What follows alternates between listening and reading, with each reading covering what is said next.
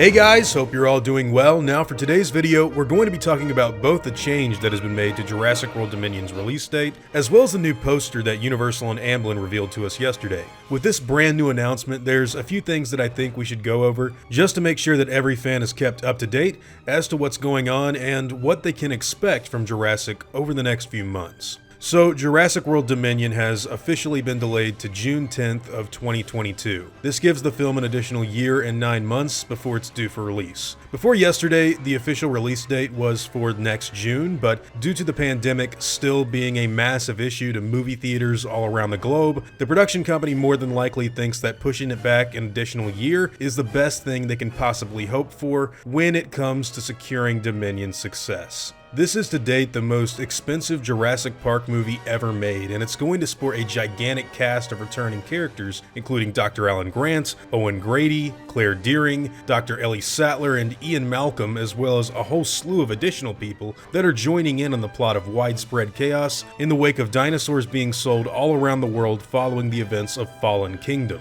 So it pretty much goes without saying that this is the biggest Jurassic film to date, and it's expected to make quite a lot of money, especially given the fact that both recent Jurassic World entries have together amassed a total of nearly $3 billion worldwide. But after Tenet bombed at the box office and several other blockbuster films shifted their release dates, we knew that it was only a matter of time before this sort of thing would happen to JP as well. Now, I know that for a lot of people, the pushback has been extremely disappointing, and it's upset many fans to know that this epic Jurassic Park sequel, which was only a few months away, is now approaching a 2-year wait time due to the delay. But in my honest opinion, I genuinely believe that this was probably the best thing to happen to Dominion that we could ever really ask for. The 2020 pandemic has made this movie shoot under an incredibly constrained manner when compared to the recent Jurassic World movies, and a lot of people were worried that the production might get compromised if something else happened to the world during their work. But now that the movie has officially been pushed back,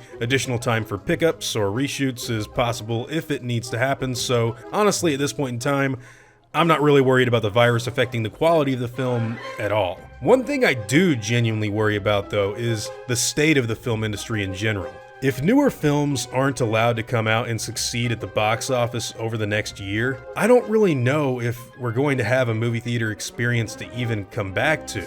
All I'm really trying to say here is that bottom line, I just hope the world levels out and calms down as soon as possible. Now, with all that stuff being said, we actually have a brand new poster to look at as well that shows off the enormous size of the cast, all in alphabetical order at the top of the image, and we also get a look at the logo that's being used for the print, which is a large piece of fossilized amber with the iconic Tyrannosaurus Rex skeleton encased inside. We know that InGen's rival, Biosyn, is going to be in this movie, and Louis Dotson's return could very well be something of an Apple versus PC idea that Colin Trevorrow went over a few years ago, where Dr. Wu's creations are now going up against much different dinosaurs that are, quote, better now that they've gone open source. So I think the whole idea of seeing the logo encased in amber brings it back to JP1 from 1993, and it's just a really cool way to bring everything full circle. And in my opinion, this simplistic look is really awesome, as it reminds me of the basic black background and theme park logo